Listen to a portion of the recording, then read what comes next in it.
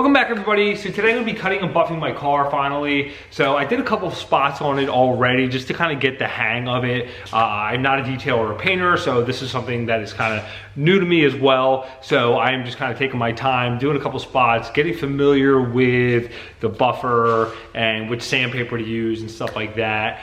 So I'm going to show you exactly what I'm doing, and we're going to do like a before and after section on the car. And I'm going to show you the buffer I got off of Amazon. I didn't buy anything high end. I just bought like a decent, it was like 70, 80 bucks.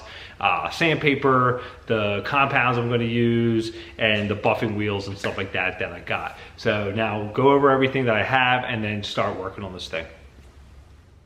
This week's video is brought to you by LCOBMW.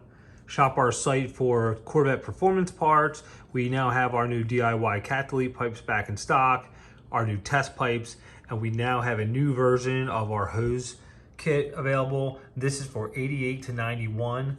This includes a fitting that you can hook your hose directly up to the hose that's on your car on the firewall. So check out the link in the description or visit @twistbone.com. All right, so I have everything laid out on the table here. I'm going to start off with the sandpaper. So I have some sanding blocks and some regular wet and dry sandpaper here. So essentially you need like 1,000, a 1,500, and a 3,000. I do have an assortment that goes anywhere from 1,000 to 3,000, but you could start off with 1,000, do 1,500, and then do 3,000 if you want to keep it simple. I have the same sandpaper for the DA as well. So especially when I do the 2,000 to 3,000, I'll definitely be using the DA. I have a foam pad on this as well. That sandpaper I got off of Amazon. You can get that pretty much anywhere. And as far as this sandpaper here, I got a lot of this from Harbor Freight. I got this pad from Harbor Freight. Harbor Freight's 2,000 and 3,000 sandpaper actually has a foam pad on it, which really helps out. So that's kind of nice, but they only come in like a 3-pack there. So that's what I have as far as sanding. I'm gonna hand sand out all the high dirt nibs and stuff like that probably first, and then finish up with the 3,000 on the DA. That's my plan. And as far as buffers are concerned, this is the one I was talking about from Amazon. This does 6-inch, and it also has a 7-inch backing plate as well that you could put on here. It comes with 3 steps of foam pads, from cutting to polishing to finishing in different colors. They're all labeled in bags like this. So, and it also comes off with these little wool pads too, which is kind of a nice little starter set for the money. So I figured I'd try that out. Also, you're gonna need some microfiber towels to be wiping everything down when you're done. What I'm going to use for cutting is these wool pads here. These do really well with cutting, so I have 2 of those. I also ordered for like your drill to get in these small places. And it was a whole set on Amazon with all these little pads. As you can see, there's all sorts of different colors for different applications. So I have that. So what I'm going to use for compound, just to kind of keep it simple, there's a lot of options out there. 3M makes a 3-piece like kit that you can get. This is a little bit inexpensive if you're only going to do like small areas. This is the Ultra Cut compound. So far it's been working pretty good. Meguiar stuff's pretty decent. And then there is, once I do the cutting, I will do the polishing, and I got Meguiar's Ultra finishing polish.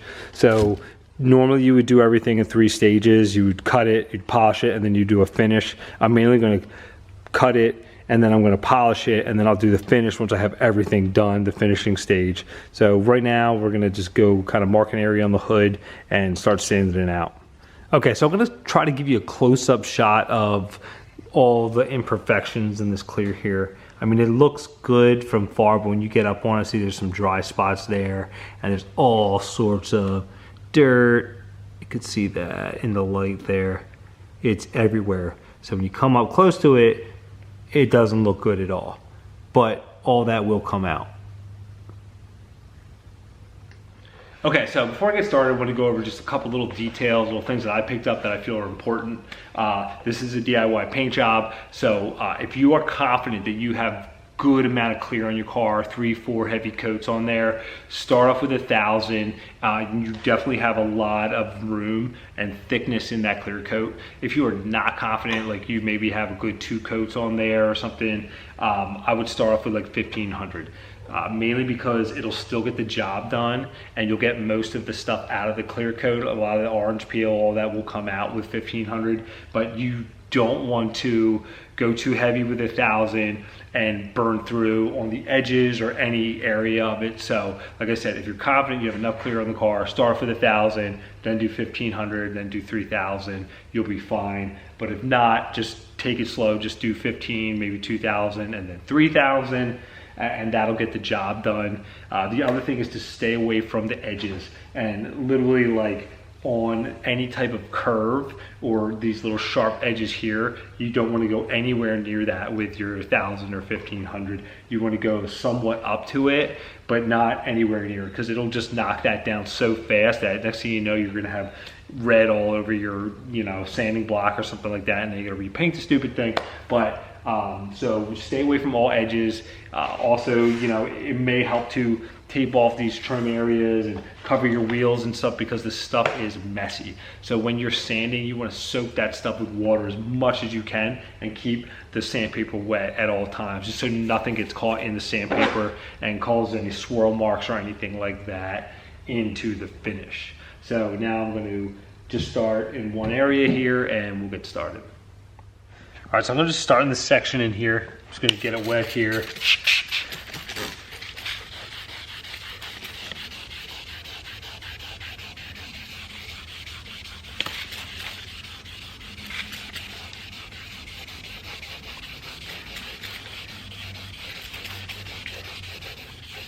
All right, after you sand it for a while, you can either use a squeegee, or you have a soft block like this, you can just use this as a squeegee to see the kind of progress here. I'm going to zoom in to see if you have a better look.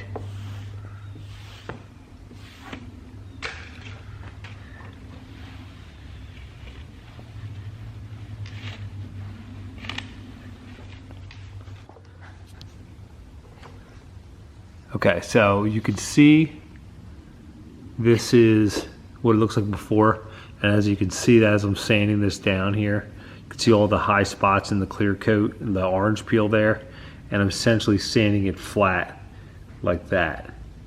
So using the 1,000, I'm going to come around and kind of knock everything down, all the high spots down in this area, and then I'll just kind of feather it back here with the 1,500 and the 3,000 all the way up to these edges here.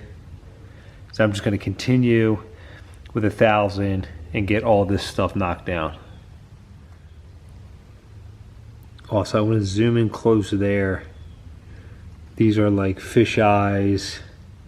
So stuff like that, that's what we're trying to get out of it.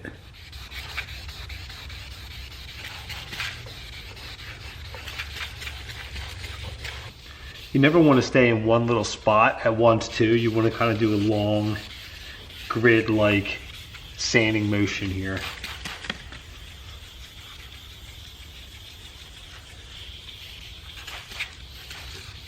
Okay, so I just finished up with 1,000. I just wanted to show you how flat that looks opposed to that.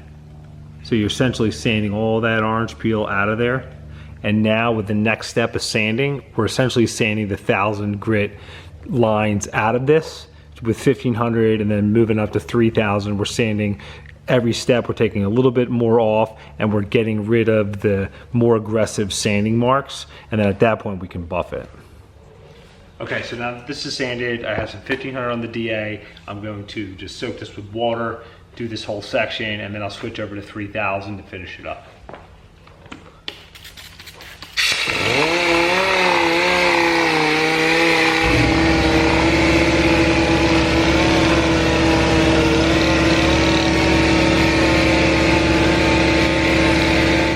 Okay, so last sanding step, 3,000 on here. Get this all wet. You can go all the way up to your edges that you want to, because it's not that aggressive, and you're going to be doing that with a buffer anyway. So I'm going to hit this whole panel in here with that, and then we can start buffing it.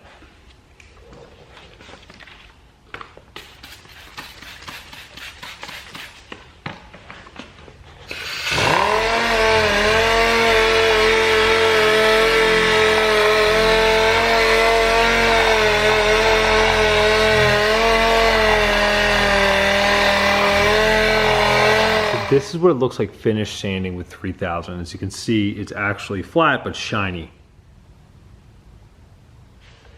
Okay, now I'm gonna start buffing. So I have my wool pad on here. I'm gonna use around 4,000 RPM, something a little faster to cut into this. I got the Ultra Cut compound here. I'm gonna put 4 dots of roughly like a nickel to a quarter size on the pad, something like that.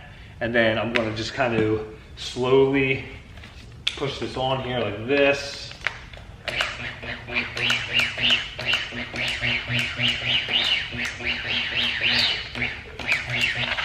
Just so when I have it on like that, it's just not gonna fling everywhere. If I just kind of poured it on the pad and just hit it, it'll go everywhere. So now I'm gonna just start hitting this 4,000 RPM and just start shining it up a little bit. I'll show you here in a second.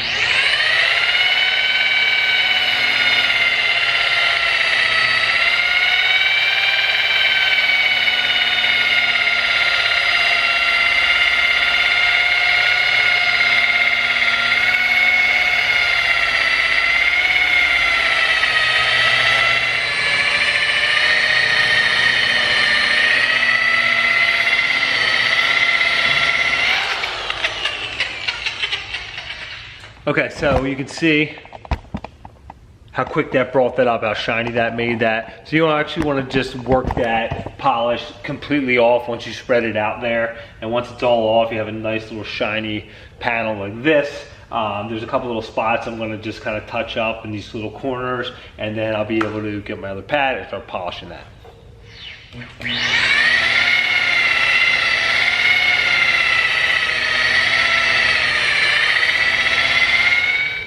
Okay, so now I'm gonna do the polishing. Now that this is shined up and cut, I have a blue pad on here, and then I have this finishing polish here from Guire's.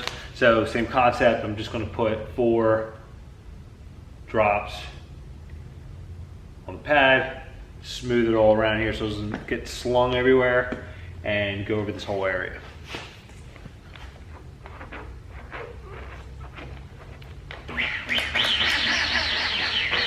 Also too, you want to turn the RPMs almost in half to like 2,000 or so, because this is just a slower process here.